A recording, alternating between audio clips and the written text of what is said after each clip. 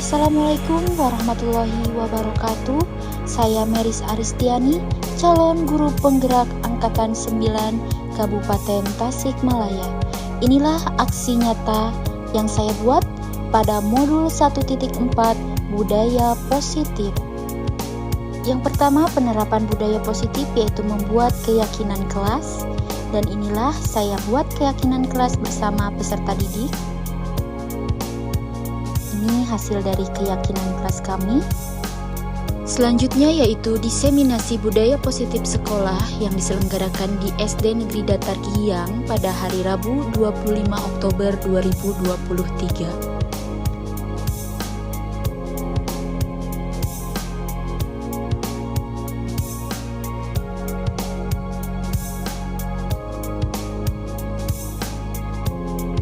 Assalamualaikum warahmatullahi wabarakatuh.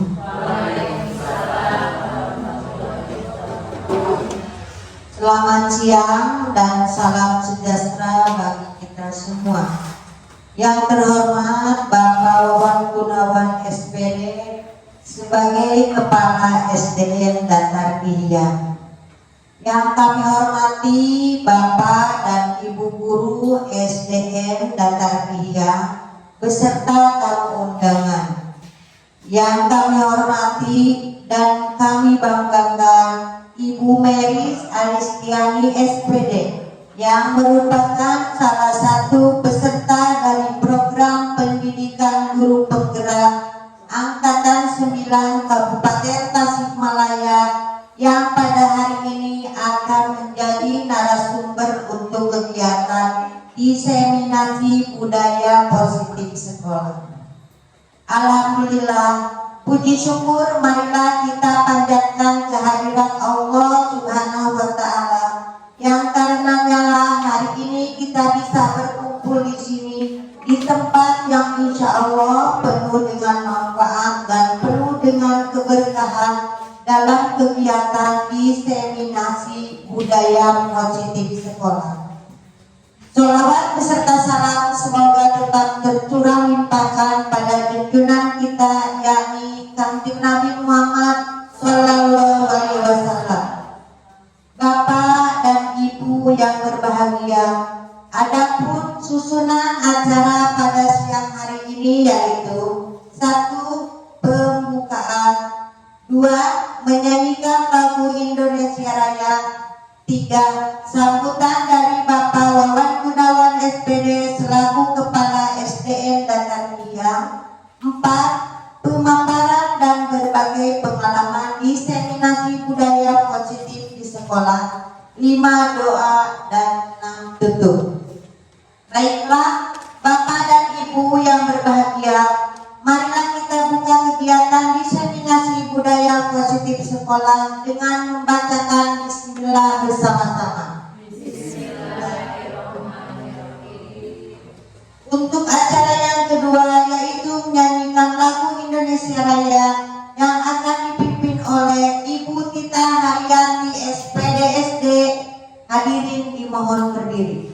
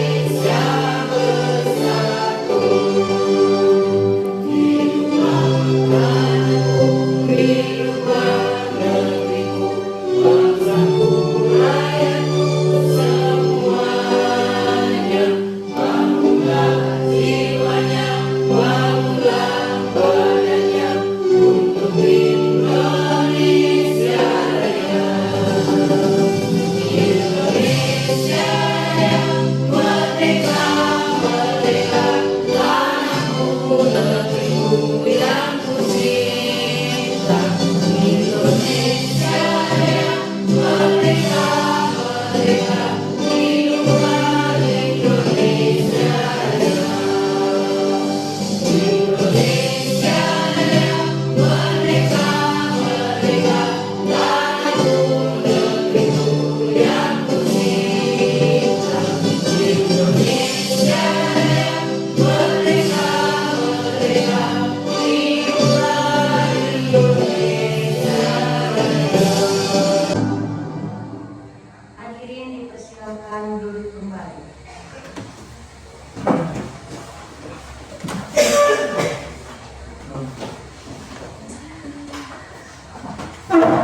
Selanjutnya sambutan dari Kepala SDN Datar Kiang Bapak Wawan Gunawan SPD, kepada beliau disilakan.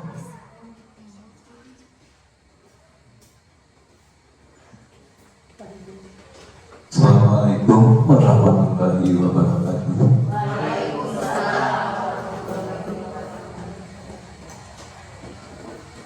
Yang saya hormati Bapak dan Ibu Guru di lingkungan sekolah SD Negeri Datar Kiang juga SD Negeri Kiras. Pertama-tama marilah kita panjatkan puji dan syukur kehadirat Allah Subhanahu wa Ta'ala bahwa pada hari ini kita dapat berkumpul bersama-sama dalam rangka diseminasi budaya positif sekolah di SD Negeri Datar Kiang yang erat kaitannya dengan CGP yang dilaksanakan oleh Ibu Meris Aristiani SPD. Salawat serta salam marilah kita limpah curahkan kepada junjungan kita Habibana wa Nabiyana Kanjeng Nabi Muhammad sallallahu alaihi wasallam, kepada keluarganya, para sahabatnya, juga umatnya yang setia pada ajarannya sampai akhir zaman. Amin ya Allah ya Rabbal Alamin. Bapak dan Ibu yang saya hormati, terkait dengan pelaksanaan pendidikan CGP yang dilaksanakan oleh Ibu Meris Aristiani SPD dengan tema diseminasi budaya positif sekolah di SD Negeri Datar Kiang. Wabil khusus paminten dina hal ieu anjeunna mengangkat di SD Negeri Datar Kiang yang kebetulan Saudara Meris Aristiani bertugas di SD Negeri Datar Kiang. Selanjutnya berangkat dari penerapan visi dan misi bahwa visi sekolah mewujudkan peserta didik agar memiliki kecerdasan, keterampilan dan berakhlak mulia dengan didasari iman dan takwa sehingga dapat berperan di masyarakat dan dapat mandiri.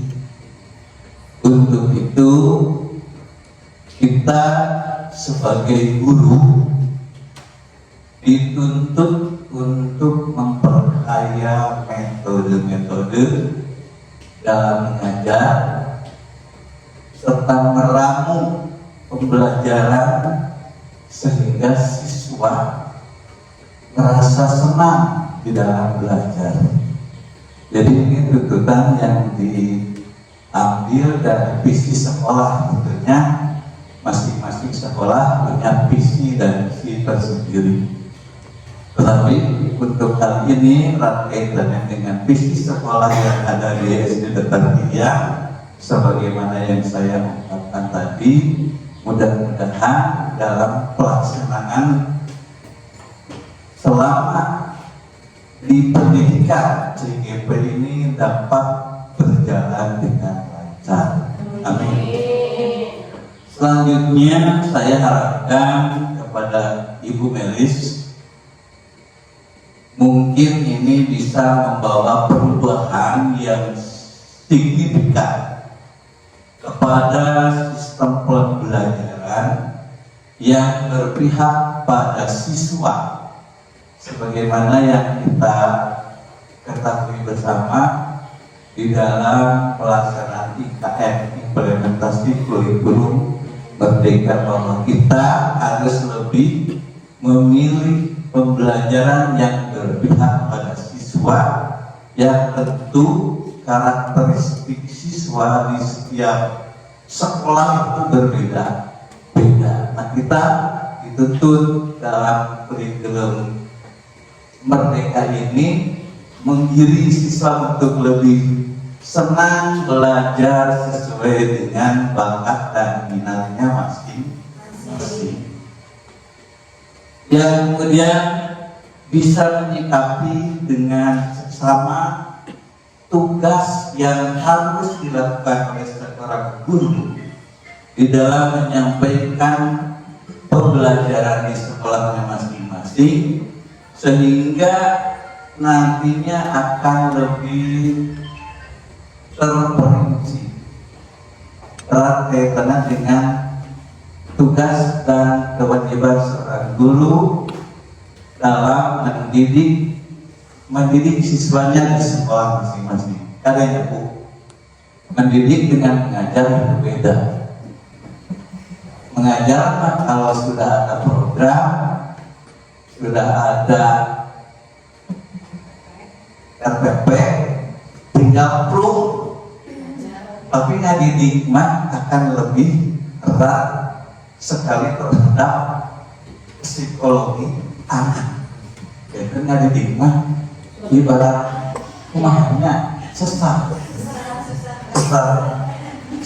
gampang, dibilang gampang susah. Sebab nantinya hubungannya dengan karakteristik siswa. Dan kurang berhasil atau tidaknya memberikan pendidikan kepada anak didik itu tidak segampang membalikkan telapak tangan. Jadi butuh proses. Untuk itu saya sarankan kepada Ibu Meris selaku guru yang sedang dalam pendidikan guru penggerak, bisa membawa iklim baru mengenai dina ngadidik ngajaring marurang kalina supaya kaderang sadaya biasa nyana non anu diperoleh dalam pendidikan guru penggerak ini bisa diimplementasikan di sekolah masing-masing. Kemudian tidak menutup kemungkinan ibu, kalau bapak ini kayaknya sudah tua. Ibu yang masih muda, harapan kami untuk bisa mengikuti calon guru penggerak, baik itu yang sudah ASN ataupun yang masih subban, karena tidak menutup kemungkinan siapapun orangnya bisa mengikuti calon guru penggerak. Yang terakhir, doa mudah-mudahan Ibu Meris dalam menjalankan pendidikan di guru penggeraknya selamanya ada dalam lindungan Allah Subhanahu wa Ta'ala dan diberi kelancaran. Amin. Barangkali itu saja yang dapat saya sampaikan. Mohon maaf apabila ada hal-hal yang tidak diinginkan ataupun kurang berkenan di hati Bapak dan Ibu. Terima kasih atas segala perhatiannya. Assalamualaikum warahmatullahi wabarakatuh.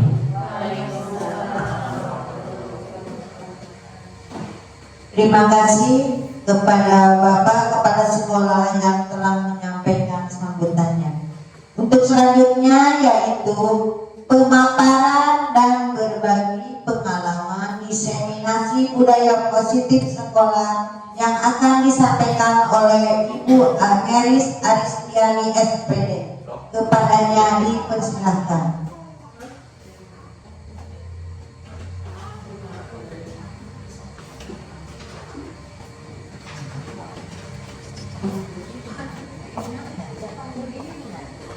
Assalamualaikum warahmatullahi wabarakatuh. Waalaikumsalam warahmatullahi wabarakatuh. Alhamdulillahirabbil alamin.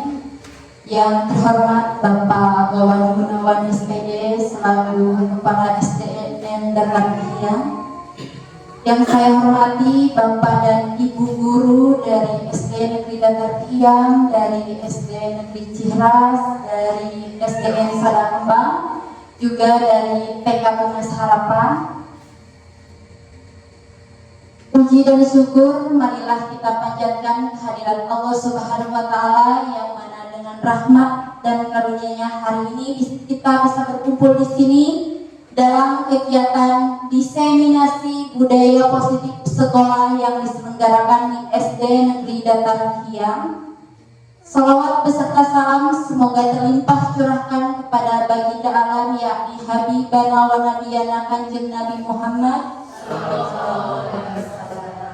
yang karenanya lah telah membawa kita dari zaman kebodohan ke zaman yang penuh ilmu pengetahuan seperti sekarang ini. Sebelumnya Bapak dan Ibu yang saya hormati, saya ingin mengucapkan terima kasih banyak kepada Bapak Kepala Sekolah yang selalu mendukung dan memotivasi saya dalam melaksanakan kegiatan pendidikan guru penggerak ini.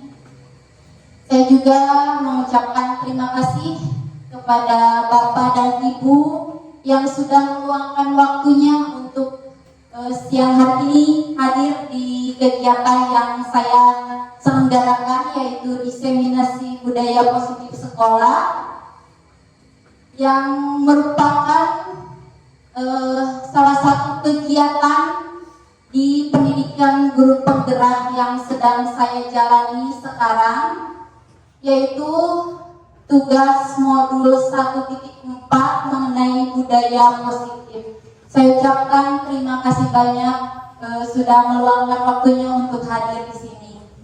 Baik Bapak dan Ibu yang saya hormati, sebelum ke materi, izinkan saya membacakan satu buah pantun. Belum Bapak. Makan bakso hangat tanpa wabah, belinya tanpa ada kolektif. Mari semangat Bapak dan Ibu guru hebat untuk bergerak membangun budaya positif. Semangat Bapak dan Ibu.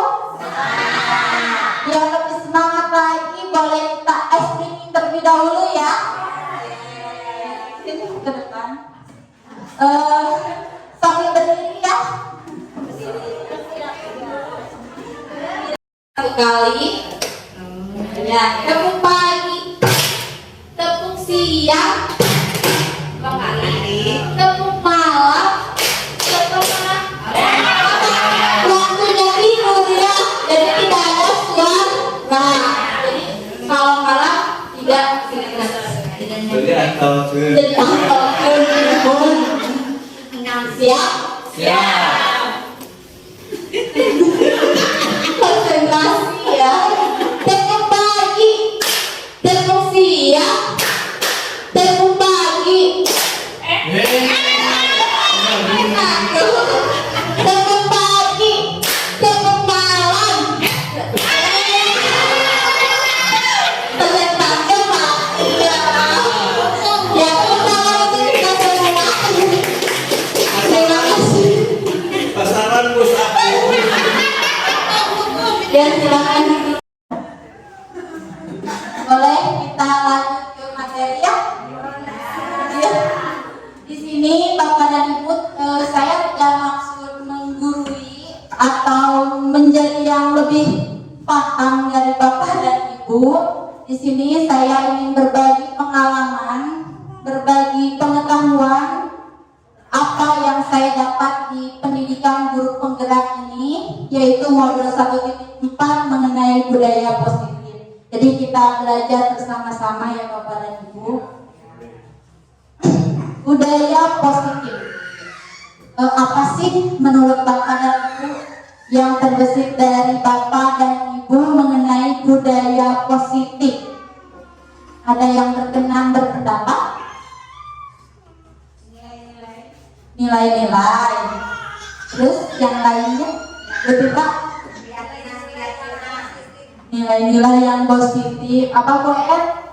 Kebiasaan-kebiasaan yang positif. Ya, kebiasaan-kebiasaan positif yang dibangun di sekolah. Ya betul ya Bapak dan Ibu. Jadi budaya positif ini berhubungan dengan nilai-nilai positif di sekolah. Apakah budaya positif ini penting untuk diterapkan di sekolah kita. Sangat penting ya Bapak dan Ibu. Mengapa budaya positif ini penting untuk diterapkan di sekolah?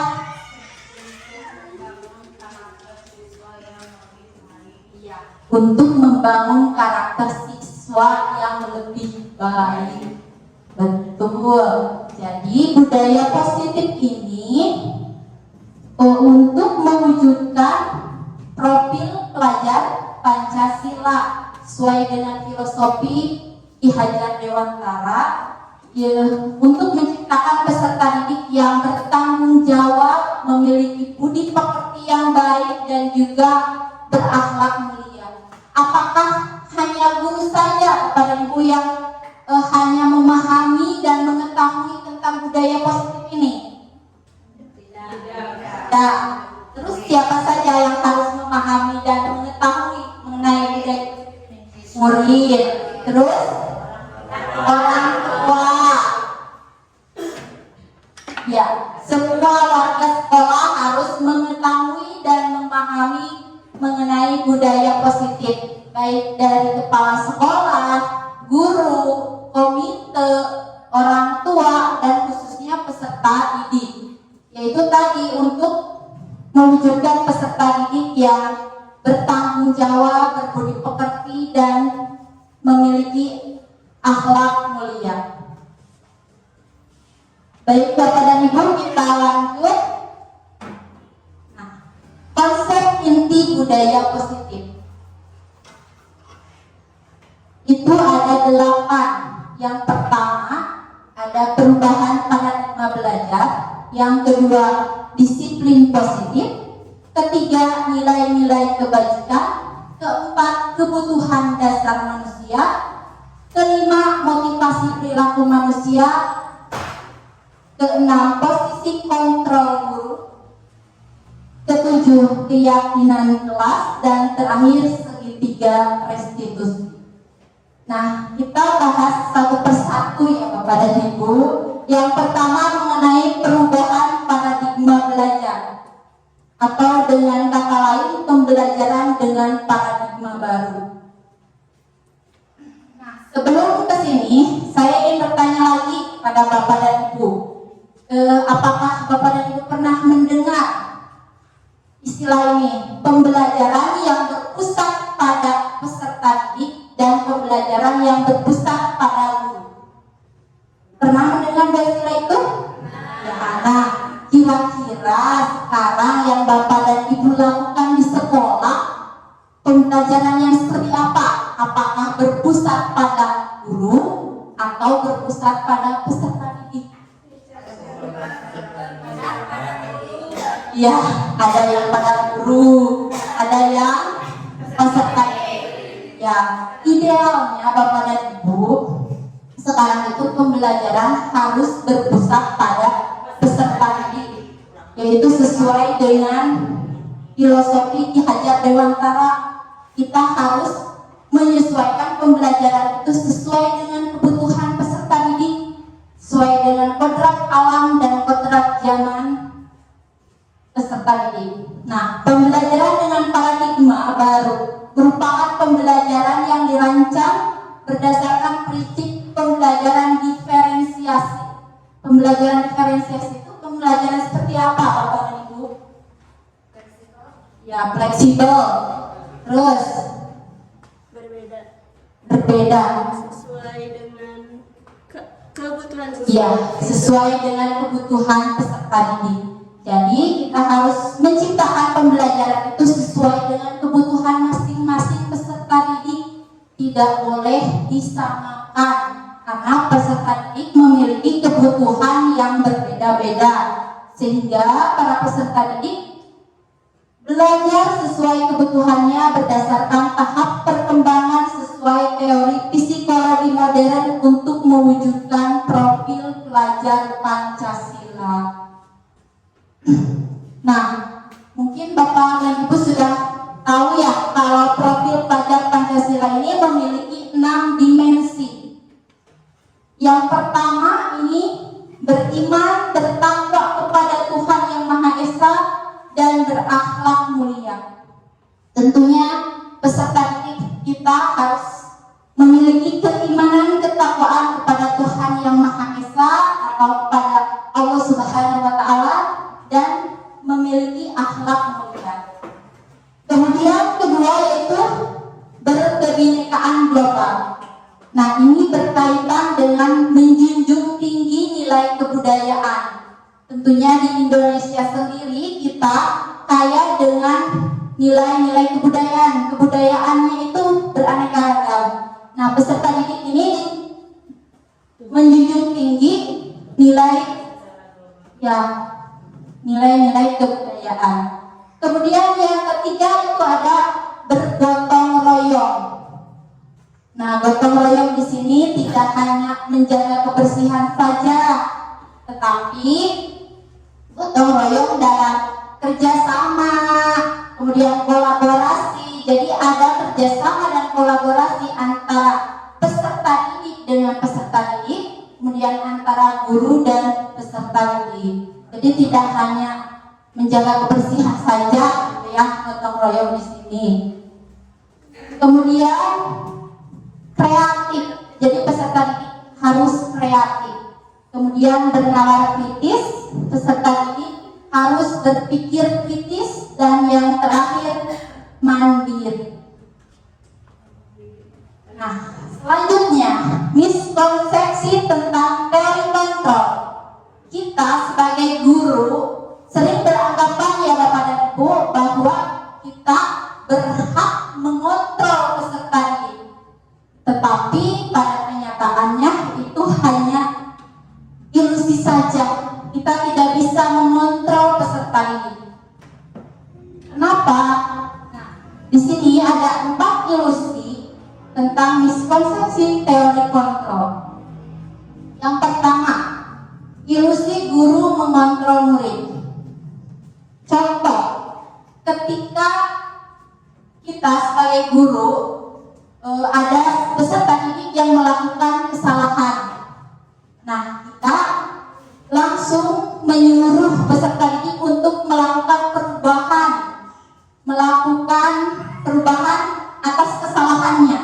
Nah, peserta didik tersebut akan menurutinya. Akan, ya Bapak dan Ibu? Akan. Namun, apakah itu bisa disebut dengan kita bisa mengontrol peserta didik? Saya bisa tidak, ya. Kalau dia terdorong dan motivasi dari dalam dirinya, mungkin dia akan berubah. Kalau keterpaksaan, dia tidak akan berubah. Mungkin berubah pada saat itu saja. Tetapi ketika kita tidak ada, ketika tidak diawasi oleh guru, ya akan diulanginya lagi. Sehingga kenapa? Karena tidak memiliki motivasi dalam dirinya. Kemudian ilusi bahwa semua penguatan positif efektif dan manfaat. Penguatan positif berhubungan dengan bujukan. Ketika kita menyuruh peserta didik dengan perintah tidak mau menurutinya, nah kita membujuknya. Peserta didik mau menurutinya ketika guru ada, guru mengawasinya. Tetapi ketika guru tidak ada, ketika guru tidak mengawasinya, dia akan mengulangi kesalahannya kembali karena tidak ada motivasi dari dalam dirinya. Kemudian ilusi bahwa kritik dan membuat rasa bersalah mampu menguatkan karakter. Ketika peserta didik melakukan kesalahan, kita sebagai guru langsung memarahinya, langsung mengkritiknya. Apakah itu akan menguatkan karakter peserta didik? Tidak. Bisa saja peserta didik akan merasa dendam pada gurunya, ya, kesal, dan ya mungkin pada saat itu akan nurut sama kita, tapi dia ya belakang mungkin juga bisa terbawa ke dia dewasa, dia kesal pada guru tersebut. Nah, kemudian ilusi bahwa orang dewasa berhak memaksa. Orang dewasa tentunya kita ya sebagai guru. Apakah kita berhak memaksa peserta ini? Tidak, ya. Jadi harus sesuai dengan keinginannya sendiri. Misalkan saja kita sebagai guru, ketika Bapak Kepala Sekolah atau Ibu Kepala Sekolah menyuruh kita datang ke sekolah tepat waktu pukul 7.00. Ketika ada Bapak Kepala Sekolah, kita akan tepat waktu. Nah, ketika tidak diawasinya karena tidak memiliki keinginan dari dalam dirinya, bisa saja Bapak atau ayah siang. Nah, itu berarti belum ada dorongan dari dalam diri. Iya. Nah, itu berarti harus ada keinginan dari dalam dirinya, sehingga peserta didik juga peserta didik juga akan termotivasi, akan melakukan sesuai keinginannya. Nah, berhubungan dengan miskonsepsi teori kontrol, di sini ada mengubah paradigma stimulus respon ke pendekatan teori kontrol. Yang awalnya kita itu menggunakan stimulus respon. Nah, sekarang idealnya itu menggunakan teori kontrol.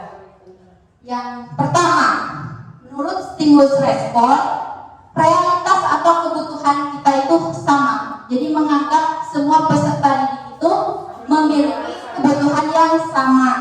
Nah, sedangkan menurut teori kontrol, realitas atau kebutuhan kita itu berbeda.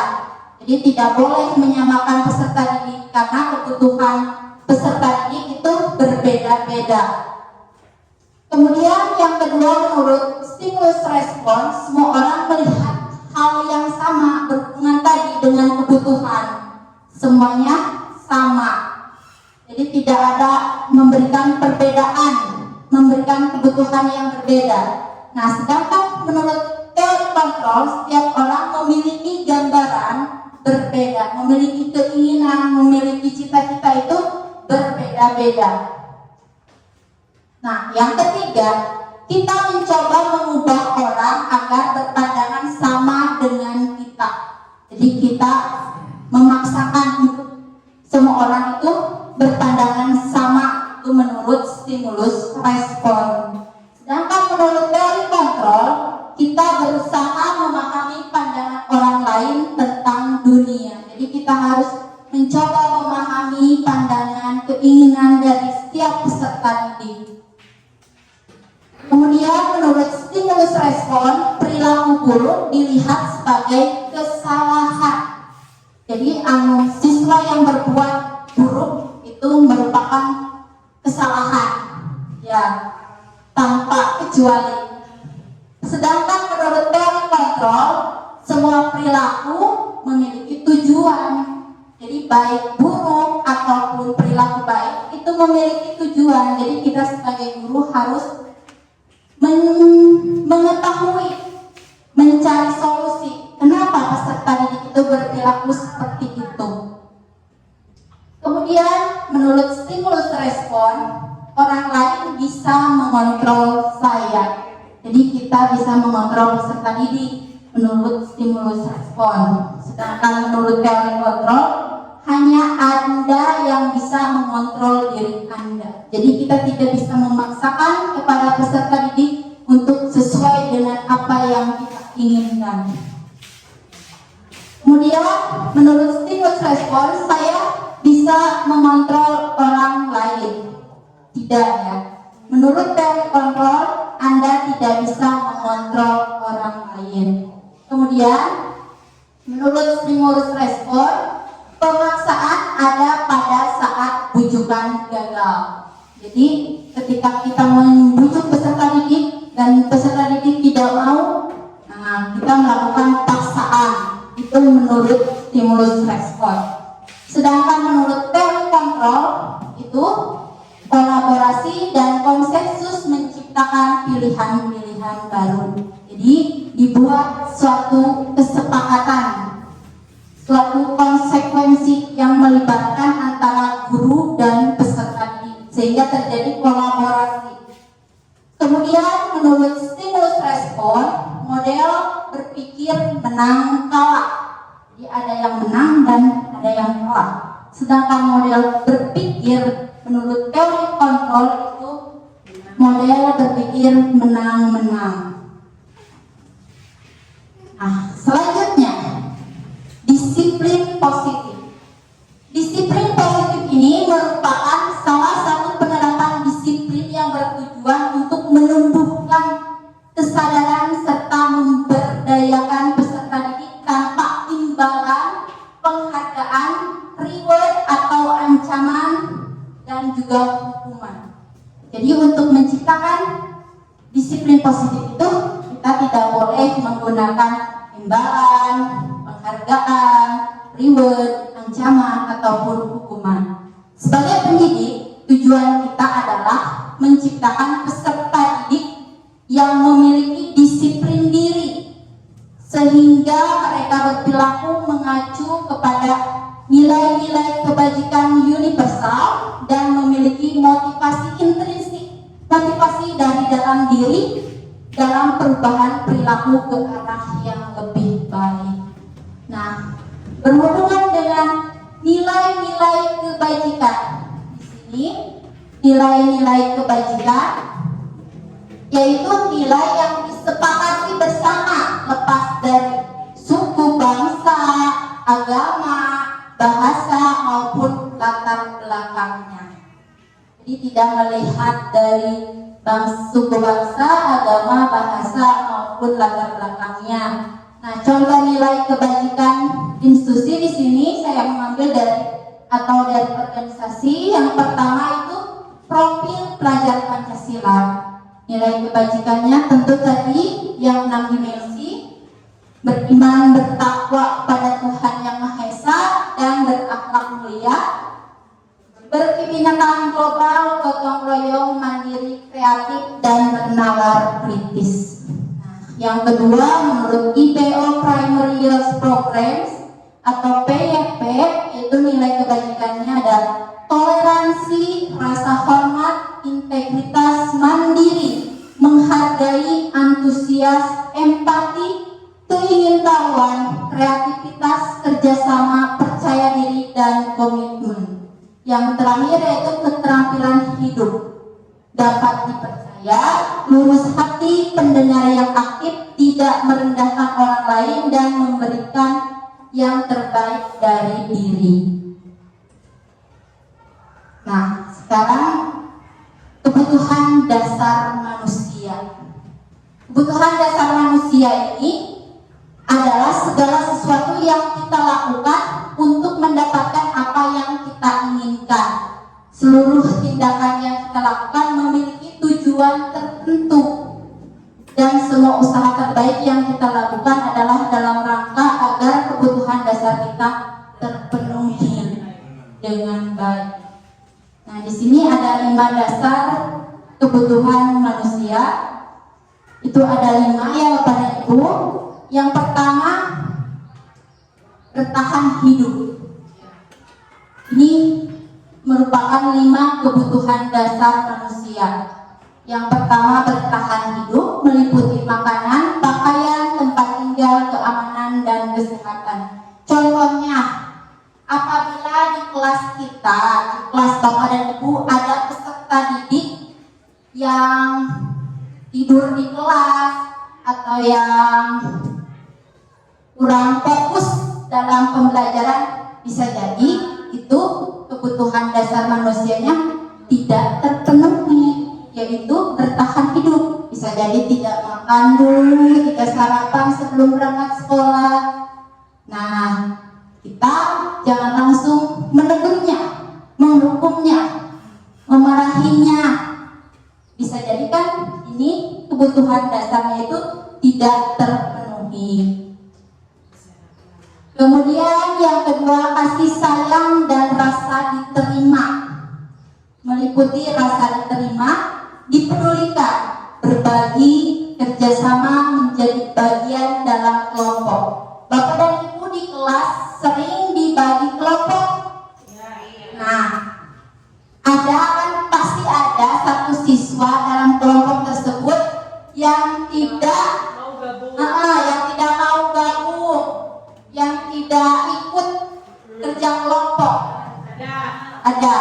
Nah, itu berarti apa? Kebutuhan dasar tidak diterima, rasa kasih sayang, rasa dipedulikan bisa jadi oleh teman salah satu dari kelompok tersebut tidak memperdulikannya, jadi dia mempunyai kebutuhan dasar manusianya itu tidak terpenuhi. Jadi ketika ada teman kelompoknya melapor kepada kita, kita tidak boleh langsung menegurnya, tetapi kita harus menanyakan alasannya kenapa tidak ikut kerja kelompok. Nah, yang ketiga yaitu penguasaan, meliputi harga diri, keinginan untuk dianggap memimpin, berprestasi, diakui dan didengar. Contohnya di kelas tentu ada peserta didik yang selalu ingin tampil ke depan. Nah, itu berarti peserta didik tersebut merasa kebutuhan dasarnya tidak terpenuhi, yaitu ingin dianggap misalnya oleh teman-temannya yang lain atau oleh gurunya, sering tidak dianggap atau gimana. Nah, ya tidak didengar, berarti kebutuhan penguasaan itu tidak terpenuhi. Kemudian yang keempat, kebebasan, meliputi mandiri, memiliki pilihan, mencoba hal baru, mampu mengendalikan arah dirinya. Ketika kita peserta didik dalam pembelajaran, ada peserta didik yang mondar-mandir, yang nakal di kelas. Nah, jangan langsung dimarahi, bisa saja kan gaya belajarnya itu berbeda ya. Mungkin dia gaya belajarnya kinestetik, harus bergerak. Ya, kan kinestetik kan gaya belajar itu ada audio visual. Nah, itu bisa jadi gaya belajarnya kinestetik, sehingga kita sebagai guru harus mampu menciptakan, ya, memberi kebebasan dan mampu menciptakan metode pembelajaran yang dibutuhkan oleh peserta didik tersebut sehingga kebutuhan dasarnya itu terpenuhi. Kemudian yang terakhir, kesenangan. Kesenangan meliputi bermain, humor, antusiasme, dan tertawa. Nah, kita sebagai pendidik, sebagai guru harus dapat menciptakan pembelajaran misalkan melalui permainan sehingga peserta didik tidak bosan, sehingga pembelajaran itu menyenangkan, sehingga peserta didik aktif dalam pembelajaran. Karena pada masa anak TK, anak SD itu senang bermain. Jadi kita harus menciptakan metode bermain dalam pembelajaran. Nah, selanjutnya yaitu motivasi perilaku manusia. Motivasi perilaku manusia ini ada dua, motivasi ekstrinsik dan motivasi intrinsik. Nah, motivasi ekstrinsik ini motivasi dari luar, yaitu ketika dia melakukan suatu perubahannya hanya untuk menghindari ketidaknyamanan, menghindari hukuman, dan untuk mendapatkan imbalan penghargaan dari orang lain. Misalkan saya mau melaksanakan tugas takut dihukum oleh bapak dan ibu guru, sehingga dia mau melaksanakan konsekuensi dan restitusi. Nah, untuk hukuman dan konsekuensi mungkin sudah tidak asing ya, tetapi mungkin restitusi ini sedikit asing. Saya juga baru mengetahuinya di pendidikan guru penggerak. Nah, untuk yang pertama, hukuman.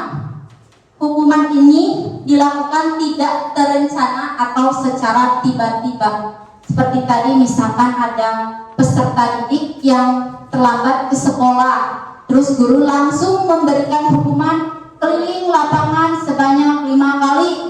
Nah, itu sebuah hukuman dilakukan secara tiba-tiba. Kemudian murid juga tidak tahu apa yang akan terjadi atau tidak dilibatkan. Ketika guru memberikan hukuman, murid tidak tahu ketika dia datang terlambat akan disuruh lari gitu kan, tidak tahu ya. Itu bersifat satu arah, jadi dilakukan oleh guru saja. Kemudian berupa hukuman fisik atau psikis.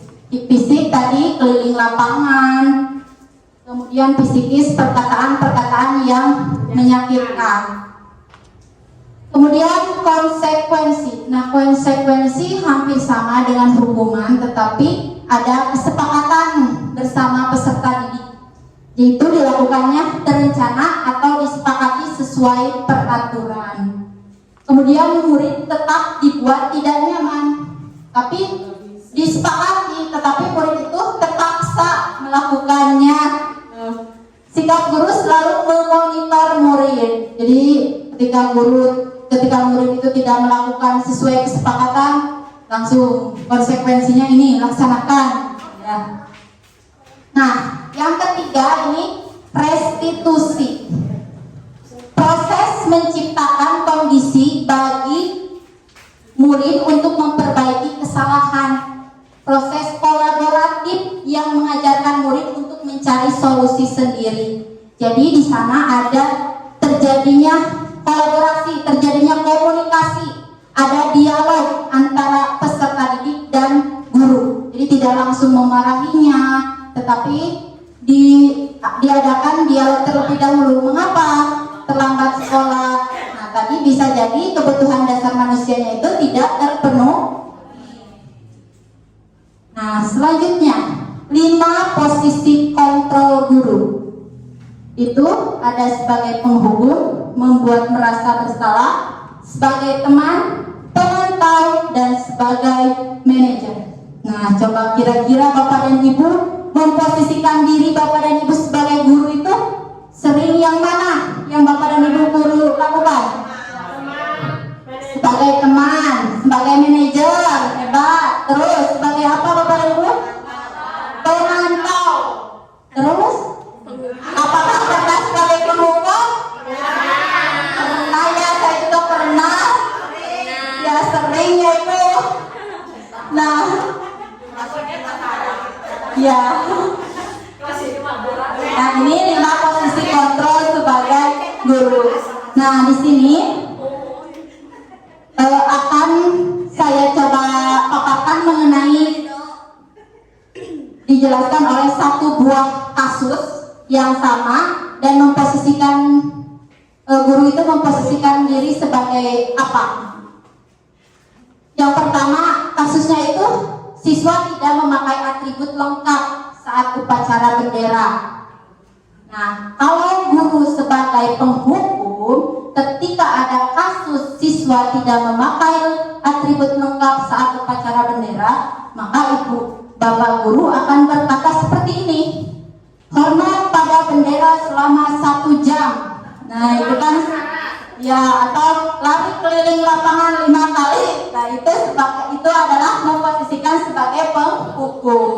Kemudian ketika memposisikan diri sebagai pembuat merasa bersalah, kalimatnya akan seperti ini: berapa kali bapak atau ibu harus memberitahu kamu, kamu selalu saja mengecewakan ibu dan bapak. Nah, sehingga peserta didik itu, oh ya saya salah ya bu, mereka akan merasa bersalah. Nah, sering ya. Nah, kemudian sebagai teman, kalimatnya, ayo dong ikuti aturan sekolah, tolong bantu ibu atau bapak ya kali ini saja.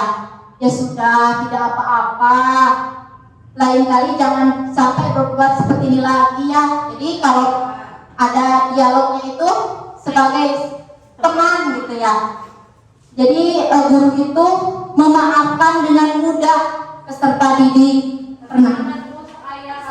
Sering? Ya, karena dia tidak termotivasi dari dalam dirinya. Ya. Sebagai teman. Ya, hanya pada saat itu saja ya. Kemudian memposisikan sebagai pemantau.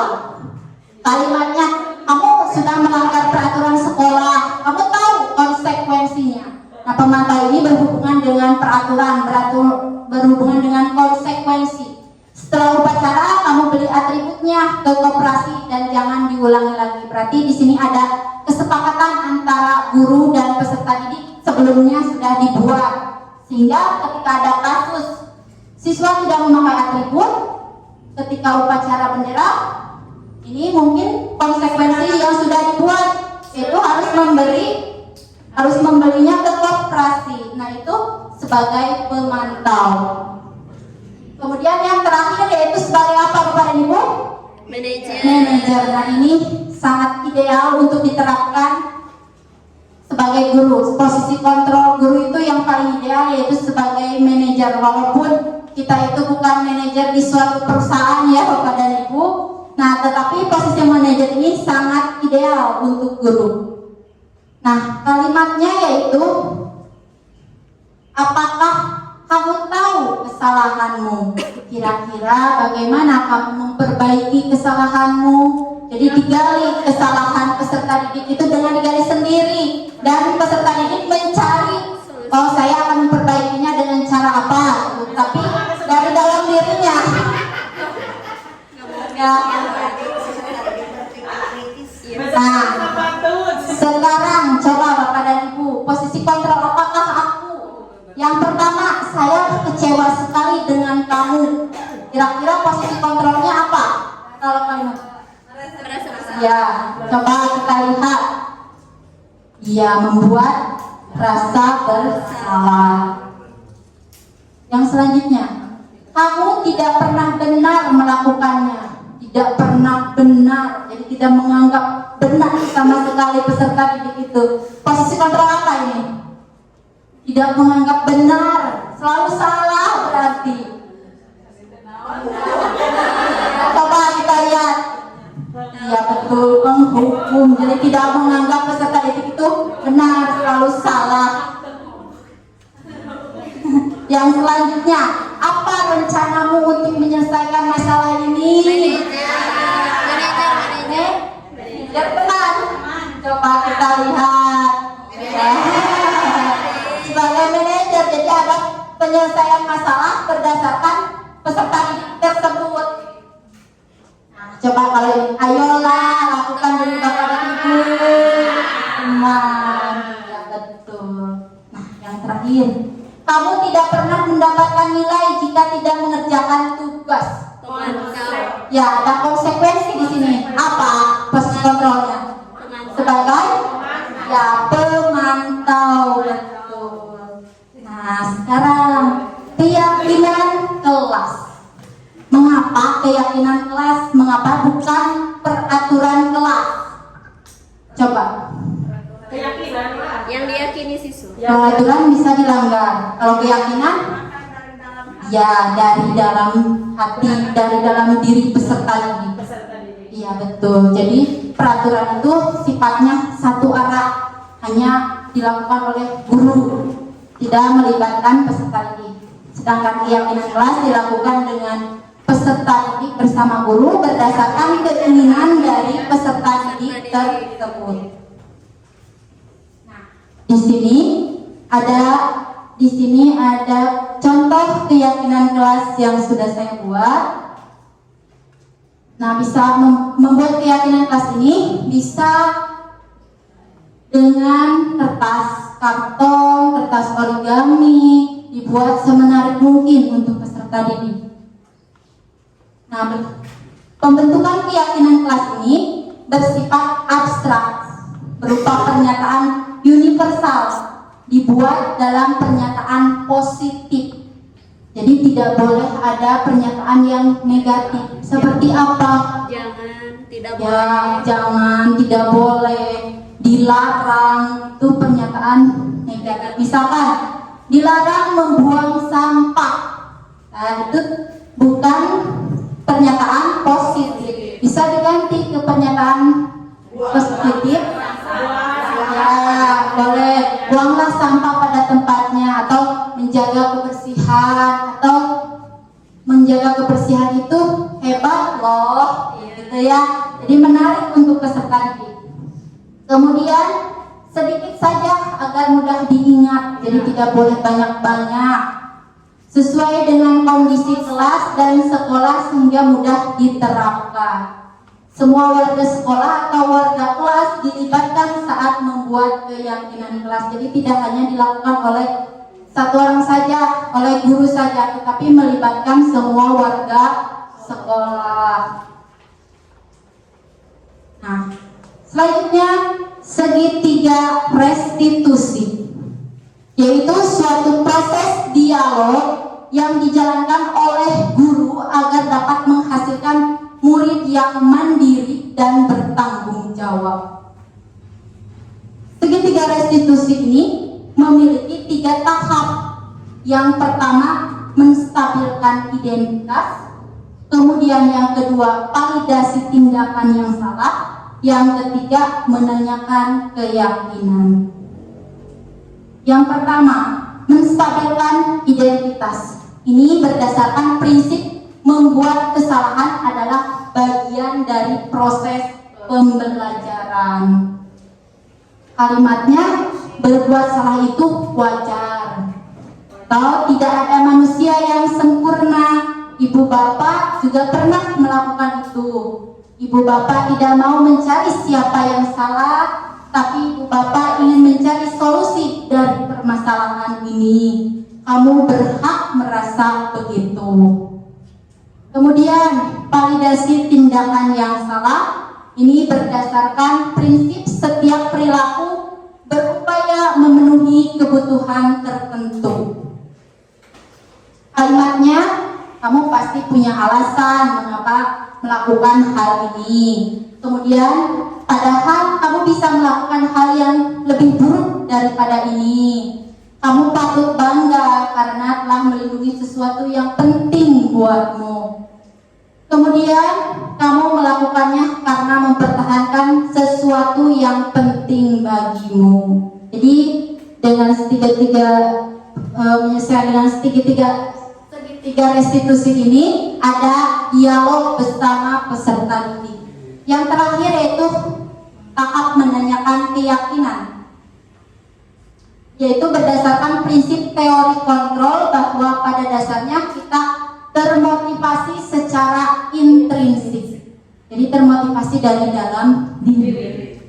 Yaitu kalimatnya atau kata-katanya, apa keyakinan kelas kita, nilai-nilai apa yang telah disepakati bersama, seperti apa gambaran sebuah kelas yang ideal menurutmu, kamu ingin menjadi orang yang seperti apa. Nah, itu kata-kata dalam menanyakan keyakinan. Nah, di sini ada contoh penerapan segitiga restitusi yang telah saya lakukan bersama peserta didik. Baik, ini Bapak dan Ibu contoh dari penerapan segitiga restitusi yang telah saya laksanakan. Tadi kita lihat aturan dari 12, katanya kami harus bertemu karya dengan Marcel. Ya Bu, bisa Bu. Kenapa Marcel terus menerus mencapai hasil mengerjakan saya Bu? Bukan hanya PS saja Bu, juga sudah ini ada dengan Marcel. Oh begitu. Ya wajarlah kalau kamu marah dan besar dan pada posisi kamu juga akan marah dan melakukan hal yang salah.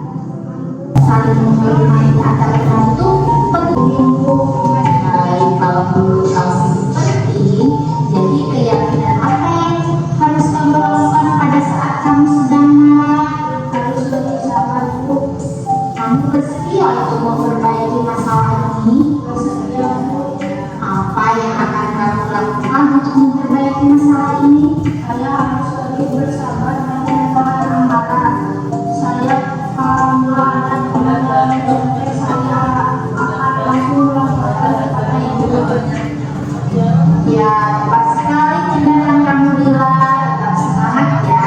Sekarang silahkan kembali ke kelas. Baik Bu, terima kasih Bu. Ya, sama-sama. Assalamualaikum warahmatullahi wabarakatuh.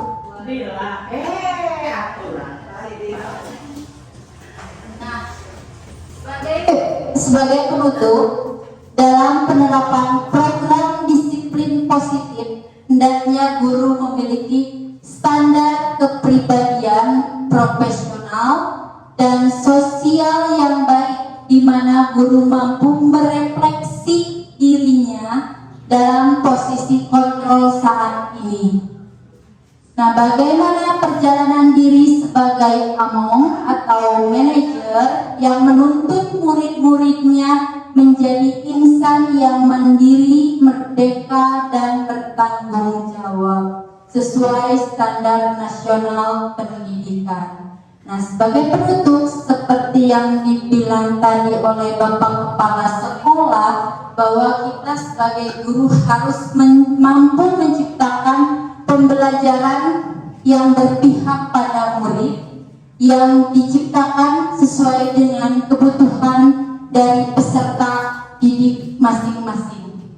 Jadi, jika Bapak dan Ibu di sini masih ada yang menggunakan pembelajaran tipe lama atau berpihak pada guru, mari kita sedikit-sedikit merubah istilah wa afiyatan fil jasadi wa afiyatan fil wa barakatan fil rizqi wa tawbatan qabla maut wa rahmatan indal maut wa maghfiratan ba'dal maut wa najatan minan nari wal afwa dan islam. Rabbana atina fid dunya hasanah wa fil akhirati hasanah wa qina adzabannar wa qina adzabannar. Subhana rabbika rabbil izzati amma yasifun wa salamun alal mursalin walhamdulillahi rabbil alamin. Al-Fatihah.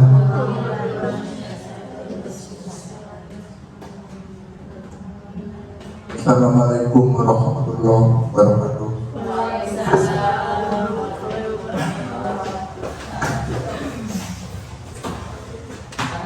Terima kasih Bapak dan Ibu. Acara dari awal sudah kita laksanakan dan telah berjalan dengan lancar.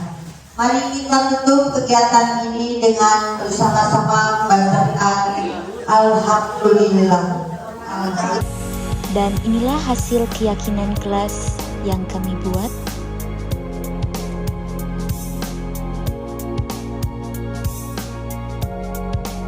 Terima kasih. Wassalamualaikum warahmatullahi wabarakatuh.